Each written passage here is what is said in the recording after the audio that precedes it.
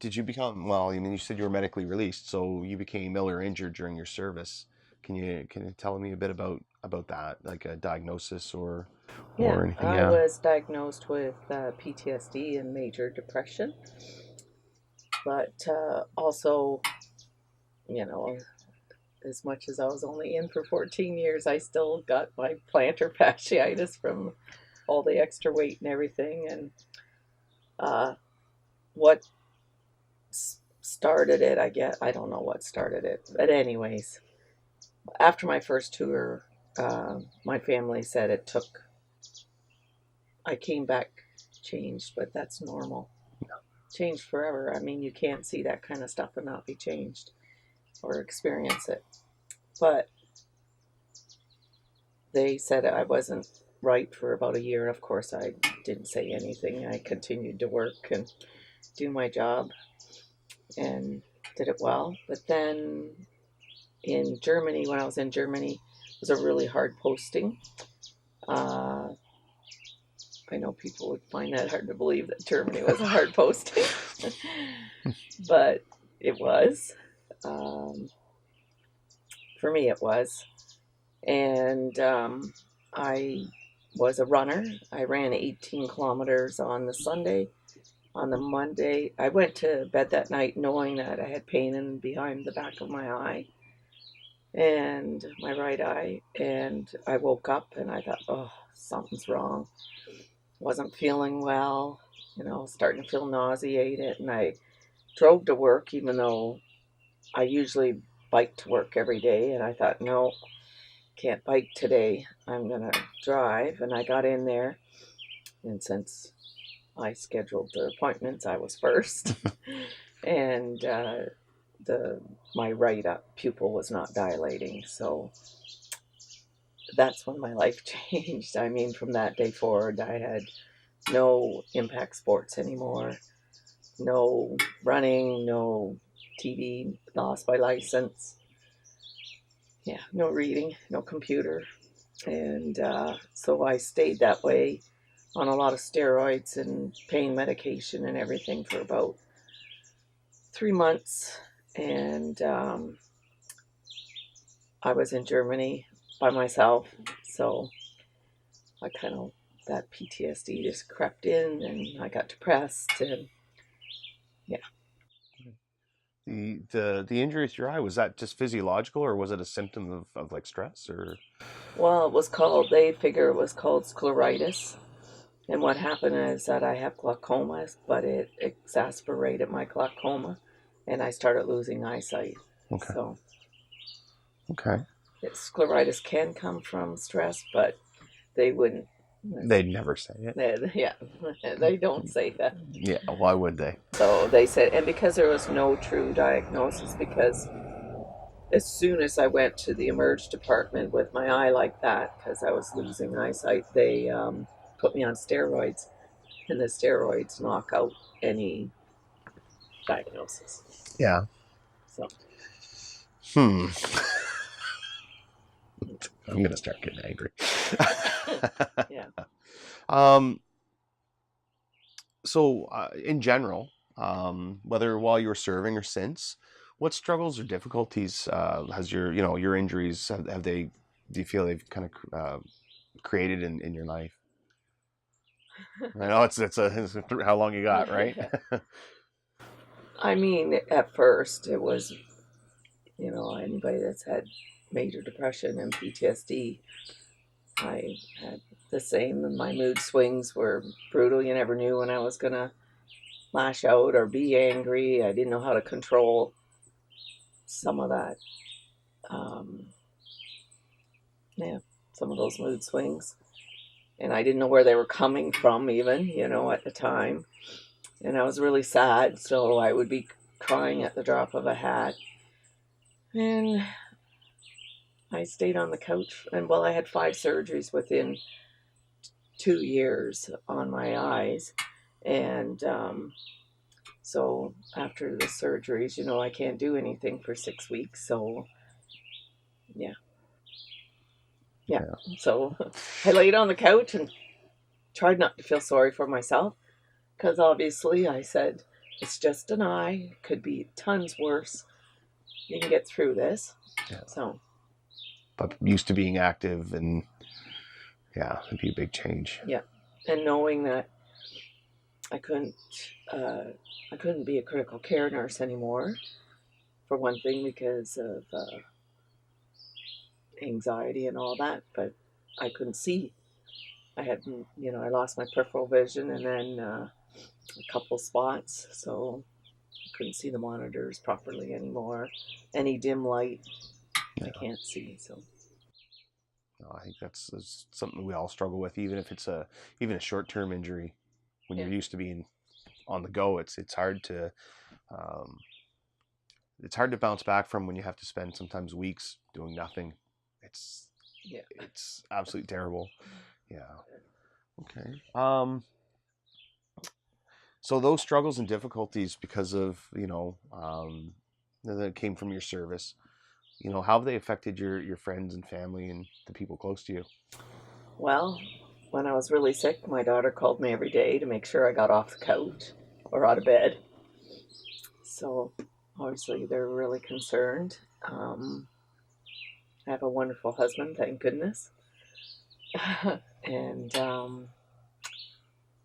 yeah, he stuck by me, even though I was like this every day, and he never knew whether he was going to get lashed at or not. And yeah, how's it affected me every day? I don't sleep well still, but I'm much better than what I was, for sure. I wasn't as social. I wouldn't, like my daughter would say, "Mom, you used to be the highlight of the party, and now you just don't say anything." I said, "I don't really enjoy being around people right now." And what do you say? Yeah. What did you find about being around people was troublesome? Like what? Oh, In general terms. cut this out if it doesn't sound good. Yeah.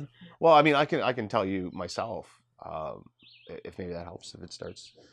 For me, it wasn't a matter of, I found everybody annoying necessarily. But for me, it was this feeling like I was always on. I was always guarded and always watching my responses and watching what I said, because that's not appropriate, or that's going to draw attention. Like, it's that feeling of being hyper vigilant for me, and I became very socially exhausted. Like, I just got worn out. Yeah.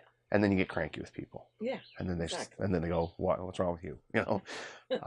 But that was it for me. Okay, so I'm kind of like that, except for in my mind, I think, oh, you guys are just so fake. Get over yourselves.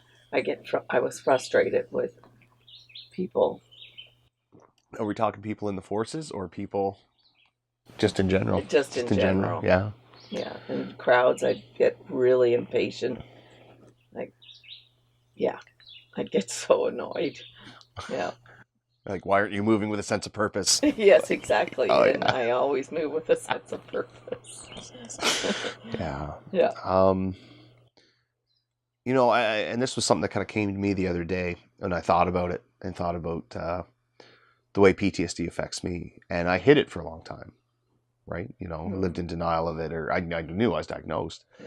And I thought about this the other day and said, my interactions with people and getting so upset with people, where does that come from? And I kind of thought about it and said, you know what? I was living a lie. I'm still me. I'm still, I think I'm still very much, I'm not a different person than who I portray, but I know I'm hiding something. And there's that feeling of being disingenuous, even though, I'm still me, but, You're probably right. That's why I get so angry, because I'm more mad at myself. yeah, but where does it go? Yeah. And I thought about that the other day and thought, a lot of the relationship problems I've had is maybe because I was sitting there feeling like a fake, and then I'm projecting those feelings outward. So, yeah. But the ride's been great. Like I said, it's helping to clear the head. Yeah, I mean, your kids were older by the time you were, 17. They were both in high school. The first time they were 15 and 16, and then the next time they were, well, just this one's unscripted. So, how do they feel about your service and knowing that you became injured? You know. Oh, they're really proud of me. My son's in the military, and yeah, they're really proud of what I've done with my life. And um, but what was the question? Sorry. It's just how and it's like I said, I just added this one, right? Yeah, how like how has it affected your family? But how have they expressed to you how they feel about your service and your diagnosis or your injury and all those things? Like how because I haven't had that talk with my kids, and I just wonder if you have because they're older, right? Well, my daughter's going to my psychologist appointment with me this coming Monday because as much I think she felt abandoned, but they were almost adults, so you can't abandon adults. But I think because I've been so withdrawn myself in the last, I haven't been much like she remembers me. Yeah. So Yeah. yeah, so she's concerned, Yeah. not frustrated. She's just really concerned. Yeah, I never thought of that, like I said, because your kids were old. My kids were young, so Yeah. it's I never thought of that, but And my middle boy, that's in the military and he works with the special forces, he totally understands. And yeah, he gives me lots of hugs and encouragement. And yeah, Yeah. he gets it. Yeah. Mhm. um, I don't know about my oldest one. no, I haven't had that talk with haven't him. had that talk yet. No, No. I haven't had the talk with my kids really. Like I said, they're well, that's so him being in the forces now. Did he join after you were diagnosed and after a lot of this happened, or No, he joined the reserves in Halifax my first posting, okay? when he was 17. And then he went into the regular force when he was 26. Okay. Yeah. I'm just wondering, I mean, having a parent who's diagnosed with it, and I wonder he probably has a bit more awareness and um, hopefully, well, and that's hopefully I know when I was teaching, I tried to talk to the kids about it because it's like the more you know about this and the more open you are about it, the less likely it's going to become a serious injury. Mm-hmm. The less we talk about it, especially as things happen. I mean, I was talking to a friend the other day. He went 10 years undiagnosed, him and his wife. 10 years, and by the time 10 years rolls by, that's then like a serious, it's so much more severe, I agree. And Yeah. I think that if when I came back from my first tour, I think if I would have spoke with somebody then, I could have prevented it getting so bad when Yeah. I got sick. Yeah. But I didn't. No, I was in denial. and so many of us don't, right? And Yeah. yeah. Okay. But nurses don't get PTSD. Well, no. Yeah, no, That's never. our job. Never. We're supposed to see that. Yeah, stuff. you and Alicia should probably talk after I leave because you'll have she and I have talked about that a lot. Yeah. Yeah. Okay. So that's the I don't know anything else with regards to the injury or illness side of it or struggles that you wanted to share. I'll just quickly look. Oh to yeah, see no if I wrote worries. anything down.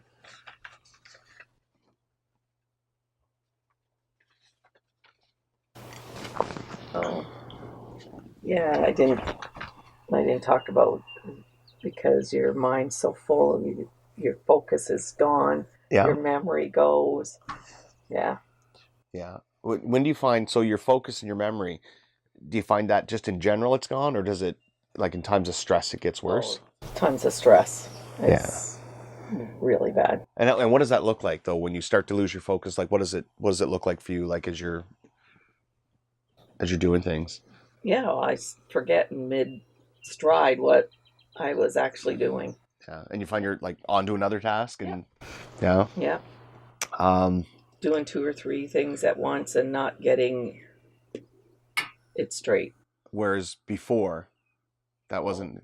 No, I was on. Yeah, exactly. Yeah.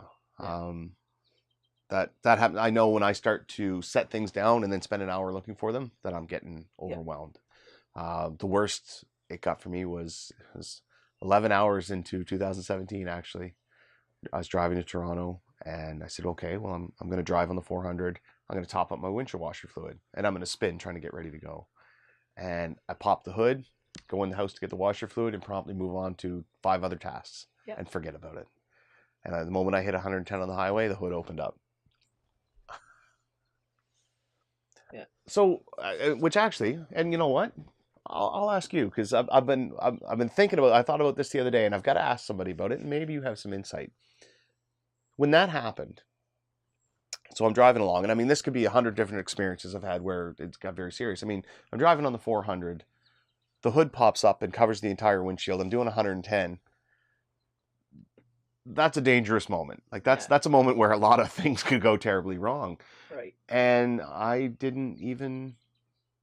just very calmly checked my mirrors, looked through the gap in the windshield where I could see the line in the road, and very calmly pulled over, and never thought anything more of it.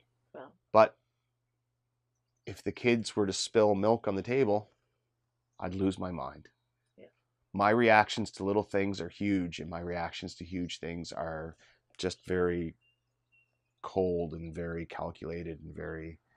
So, do you find some of that as well? Oh, definitely. Like the. If there's a matter of fact, one of my neighbors had a 4-wheeler accident just up here, and he broke his leg, and his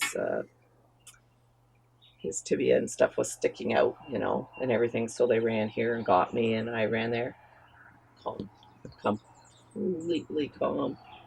Call 911, get me some water. I'll take that bandage. It was completely calm. Yeah. But same thing. I come home and I can't find a book, and I like an idiot. Yeah. Yeah. Which isn't me. Yeah. But I think it's because we've been trained for that high stress that we're on. So that's okay. Yeah. You know what I kind of thought was, when things are out of control to that degree, and I know they're out of control, all I can control is how I react, and I do. But when it's a little thing at home where people could control it and it could be very easily managed, I lose my mind, because why isn't this being done? I think exactly is where it comes from for me. Yeah.